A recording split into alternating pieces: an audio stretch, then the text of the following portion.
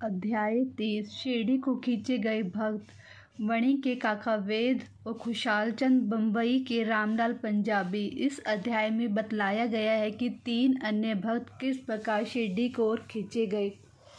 प्राकथन। जो बिना किसी कारण भक्तों पर स्नेह करने वाले दया के सागर हैं तथा निर्गुण होकर भी भक्तों के प्रेमवश ही जिन्होंने स्वेच्छापूर्वक मानव शरीर धारण किया, जो ऐसे भक्त वत्सल हैं कि जिनके दर्शन मात्र से ही भवसागर के भय और समस्त कष्ट दूर हो जाते हैं, ऐसे श्री साईनाथ महाराज को हम नमन करें। भक्तों को आत्म दर्शन कराना हो संतों का प्रधान कार्य है। श्री साईं जो संत शिरोमणि है, उनका तो मुख्य ध्येय ही यही है। जो उनके श्री चरणों की शरण में जाते हैं, उनके समस्त पाप नष्ट होकर निश्चित ही दिन प्रतिदिन प्रगति करते हैं। उनके श्री चरणों का स्मरण कर पवित्र स्थानों में भक्तगण शिरडी आते और उनके समीप बैठकर श्लोक पढ़कर गायत्री मंत्र का जाप किया करते थे। परंतु जो निर्बल तथा सर्व प्रकार के दीनहीन हैं और जो यह नहीं जानते कि भक्ति किसे कहते हैं, उनका तो केवल इतना ही विश्वास है कि अन्य सब लोग उन्हें असहाय छोड़कर उपेक्षा भले ही करते, परंतु अनाथों के नाथ और प्रभु श्री साईं मेरा कभी परित्याग ना करेंगे। जिन पर वह कृपा करें, उन्हें प्रचंड शक्ति, नित्य अनित्य व विवेक तथा ज्ञान सहज ही प्राप्त हो जाता है। वह अपने भक्तों की इच्छाएं जानकर उन्हें पूर्ण किया करते हैं, इसलिए भक्तों को मनोवांछित फल की प्राप्ति हो जाया करती है और वह सदा कृतज्ञ बने रहते हैं। हम उन्हें साष्टांग प्रणाम कर प्रार्थना करते हैं कि वह हमारी त्रुटियों की ओर ध्यान ना देकर हमें समस्त कष्टों से बचा लें। जो विपत्तिग्रस्त प्राणी इस प्रकार की श्री साईं से प्रार्थना करता है, उनकी कृपा से उसे पूर्ण शांति तथा सुख समृद्धि प्राप्त होती है। श्री हेमाडपंत कहते हैं कि मेरे साईं, तुम तो दया के सागर हो, यह तो तुम्हारी ही दया का फल है जो आज यह साईं सचित्र भक्तों के समक्ष प्रस्तुत है। अन्यथा मुझ में इतनी योग्यता कहाँ जो ऐसा कठिन कार्य करने का दुस्साहस भी कर सकता है। जब पूर्ण उत्तरदायित्व साईं ने अपने ऊपर ही ले लिया तो हेमाडपंत को तिल मात्र भी भार प्रतीत न हुआ और न ही इसकी उन्हें चिंता ही हुई। श्री साईं ने इस ग्रंथ के रूप में उनकी सेवा स्वीकार कर ली। यह केवल उनके पूर्व जन्म के शुभ संस्कारों के कारण ही संभव हुआ, जिसके लिए अपने को भाग्यशाली और कृतार्थ समझते हैं। नीचे लिखी कथा कपोल कल्पित नहीं, वर्ण विशुद्ध अमृतुल्य है। इसे तो हृदयंगम करेगा, उसे श्री साईं की महानता और सर्वव्यापकता विदित हो जाएगी। परंतु जो वाद विवाद आलोचना करना चाहते हैं, उन्हें इन कथाओं की ओर ध्यान देने की आवश्यकता ही भी नहीं है। यहाँ तर्क ही नहीं, वर्ण प्रगाढ़ प्रेम और भक्ति की अत्यंत अपेक्षा है। विद्वान भक्त तथा श्रद्धालु जन अथवा जो अपने को साईं पद सेवक समझते हैं, उन्हें ही ये कथाएं रुचिकर तथा शिक्षाप्रद प्रतीत होंगी। अन्य लोगों के लिए तो वह निरी कपोल कल्पनाएं ही हैं।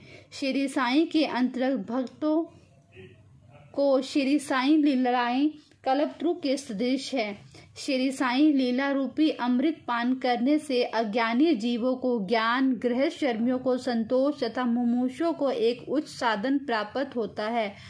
अब हम इस अध्याय की मूल कथा पर आते हैं। काका जी वेद। नासिक जिले के वणी ग्राम में काका जी वेद नाम के एक व्यक्ति रहते थे। वह श्री समश्रगी देवी के मुख्य पुजारी थी। एक बार वह विपत्तियों में कुछ इस प्रकार ग्रसित हुए कि उनके चित्त को शांति भंग हो गई और वह बिल्कुल निराश हो उठे। एक दिन अति व्यथित होकर देवी के मंदिर में जाकर अंतःकरण से प्रार्थना करने लगी कि हे देवी, हे दयामयी, मुझे कष्टों से शीघ्र मुक्त करो। उनकी प्रार्थना से देवी प्रसन्न हो गई और उसी रात्रि को उन्होंने स्वप्न में बोले कि तू बाबा के पास जा।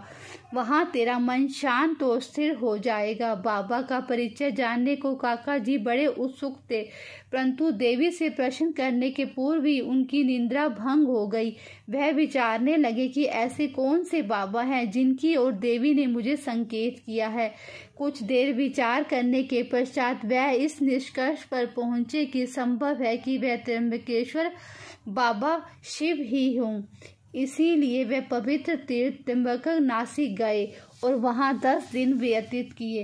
प्रातःकाल उठकर स्नान आदि से निवृत्त हो रुद्र मंत्र का जाप कर साथ ही साथ अभिषेक व अन्य धार्मिक कृत्य भी करने लगे, परंतु उनका मन पूर्त ही अशांत बना रहा। तब फिर अपने घर लौटकर वह अति करुण स्वर में देवी की स्तुति करने लगे। उसी रात्रि में देवी ने उन्हें पुनः स्वप्न में दर्शन देकर कहा कि तू व्यर्थ ही त्र्यंबकेश्वर क्यों गया। बाबा से तो मेरा अभिप्राय था शिरडी के श्री साईं समर्थ से। अब काका जी के समक्ष मुख्य प्रश्न यह उपस्थित हो गया कि वह कैसे और कब शिरडी जाकर बाबा के श्री दर्शन का लाभ उठाएं। यथार्थ में यदि कोई व्यक्ति किसी संत के दर्शन को आतुर हो तो केवल संत ही नहीं, भगवान भी उसकी इच्छा पूर्ण कर देते हैं। वस्तु यदि पूछा जाए तो संत और अनंत एक ही हैं और उनमें कोई भिन्नता नहीं। यदि कोई कहे कि मैं स्वस्थ ही अमुक संत के दर्शन को जाऊंगा तो उसे निरे धम के अतिरिक्त और क्या कहा जा सकता है। संत की इच्छा के विरुद्ध उनके समीप जाकर कौन दर्शन ले सकता है। उनकी सत्ता के बिना वृक्ष का एक पत्ता भी नहीं हिल सकता। जितनी तीव्र उत्कंठा संत दर्शन की होगी तदनुसार ही उसकी भक्ति और विश्वास में वृद्धि होती जाएगी और उतनी ही शीघ्रता से उनको मनोकामना भी पूर्ण होगी। जो निमंत्रण देता है वह आदर आतिथ्य का प्रबंध भी करता है। काका जी के संबंध में सचमुच यही हुआ। श्यामा की मान्यता। जब काका जी शिरडी यात्रा करने का विचार कर रहे थे उसी समय उनके यहाँ एक अतिथि आया जो कि श्यामा के अतिरिक्त और कोई न था। श्यामा बाबा के अंतरंग भक्तों में से थे। वह ठीक इसी समय वणी में क्यों और कैसे आ पहुँचे, अब हम इस पर दृष्टि डालें। बाल्यावस्था में एक बार बहुत बीमार पड़ गए थे। उनकी माता ने अपनी कुल देवी समश्रृंगी से प्रार्थना की कि यदि मेरा पुत्र निरोग हो जाए तो मैं उसे तुम्हारे चरणों में लाकर डालूंगी। कुछ वर्षों के पश्चात उनकी माता में स्तन में दाद हो गई। जब उन्होंने पुनः देवी से प्रार्थना की कि यदि मैं रोग मुक्त हो जाऊं तो मैं तुम्हें चांदी के 2 स्तन चढ़ाऊंगी, परंतु यह दोनों वचन अधूरे ही रहे। परंतु जब वह मृत्युशैया पर पड़ी थी उन्होंने अपने पुत्र श्यामा को समीप बुलाकर उन दोनों वचनों की स्मृति दिलाई तथा उन्हें पूर्ण करने का आश्वासन पाकर प्राण त्याग दिए। कुछ दिनों के पश्चात वह अपनी यह प्रतिज्ञा भूल गए और इसे भूले पूरे 30 वर्ष व्यतीत हो गए। तभी एक प्रसिद्ध जोशी शिरडी आए और वहां लगभग 1 मास ठहरे। श्रीमान बूटी साहिब और अन्य लोगों को बतलाई उनकी सभी भविष्यवाणी प्राय सही निकली, जिनसे सबको पूर्ण संतोष था। श्यामा के लघु भ्राता बापा जी ने उनसे कुछ प्रश्न पूछे। तब जोशी ने उन्हें बताया कि तुम्हारे ज्येष्ठ भ्राता ने अपनी माता को मृत्युशैया पर जो वचन दिए थे उनके अब तक पूर्ण न किए जाने के कारण देवी असंतुष्ट होकर उन्हें कष्ट पहुंचा रही है। जोशी की बात सुनकर श्यामा को उन पर अपूर्ण वचनों की स्मृति हो आई। अब और विलंब करना खतरनाक समझकर उन्होंने सुनार को बुलाकर शीघ्र चांदी के 2 स्तन तैयार कराए और उन्हें मस्जिद में ले जाकर बाबा के समक्ष रख दिया और प्रणाम कर उन्हें स्वीकार कर वचन मुक्त करने की प्रार्थना की। श्यामा ने कहा, मेरे लिए तो समश्रृंगी देवी आप ही हैं, परंतु बाबा ने आग्रह किया कि तुम इन्हें स्वयं ले जाकर देवी के चरणों में अर्पित करो। बाबा की आज्ञा व उदी लेकर उन्होंने वणी को प्रस्थान कर दिया। पुजारी का घर पूछते पूछते वे काका जी के पास जा पहुंचे। काका जी ने इस समय बाबा के दर्शनों को बड़े उत्सुक थे और देवी ऐसे ही मौके पर श्यामा भी वहां पहुंच गए। वह संयोग भी कैसे विचित्र था। काका जी ने आगंतुक से उनका परिचय प्राप्त कर पूछा कि आप कहाँ से पधार रहे हैं। जब उन्होंने सुना कि वह शिरडी से ही आ रहे हैं तो एकदम प्रेमोन्मत्त होकर श्यामा से लिपट गए। फिर दोनों का ही श्री साईं लीलाओं पर वार्तालाप आरंभ हो गया।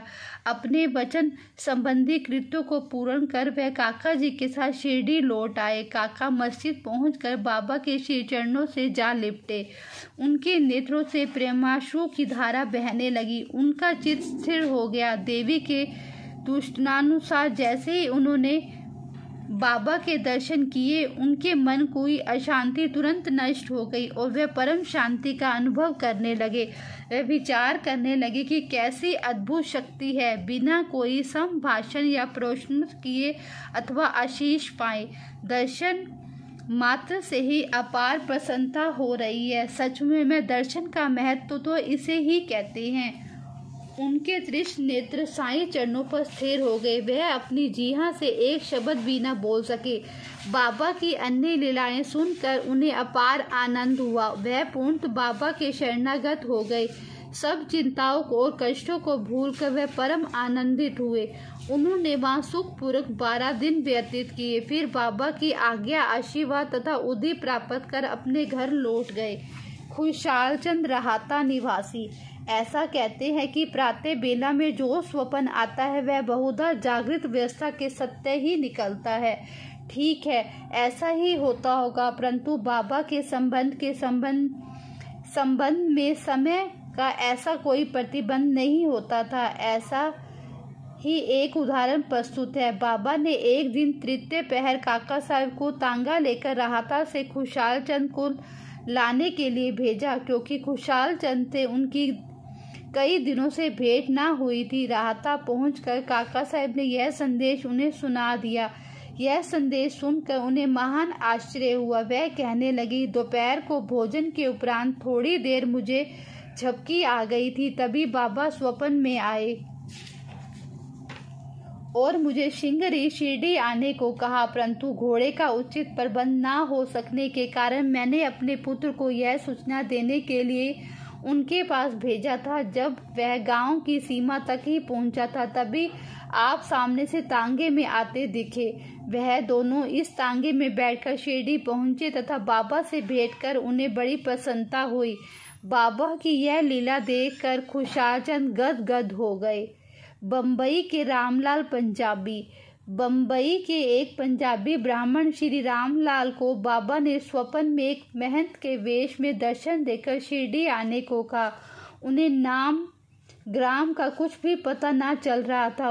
उनको श्री दर्शन करने की तीव्र उत्कंठा तो थी, परंतु पता ठिकाना ज्ञात न होने के कारण वे बड़े असमझ में पड़े हुए थे। जो आमंत्रण देता है वही आने का प्रबंध भी करता है। अंत में हुआ कि वैसा ही। उसी दिन संध्या समय जब वे सड़क पर टहल रहे थे, उन्होंने एक दुकान पर बाबा का चित्र टंगा देखा। स्वप्न में उन्हें जिस आकृति वाले महत के दर्शन हुए थे वह इस चित्र के सदृश ही थे। पूछताछ करने पर उन्हें ज्ञात हुआ कि यह चित्र शिरडी के श्री साईं समर्थ का है और तब उन्होंने शीघ्र ही शिरडी को प्रस्थान कर दिया और जीवन पर्यंत शिरडी में ही निवास किया। इस प्रकार बाबा ने अपने भक्तों को अपने दर्शन के लिए शिरडी में बुलाया और उनकी लौकिक तथा परलौकिक समस्त इच्छाएं पूर्ण की। श्री सतगुरु साईं नाथ प्रणमतु शुभ भवतु।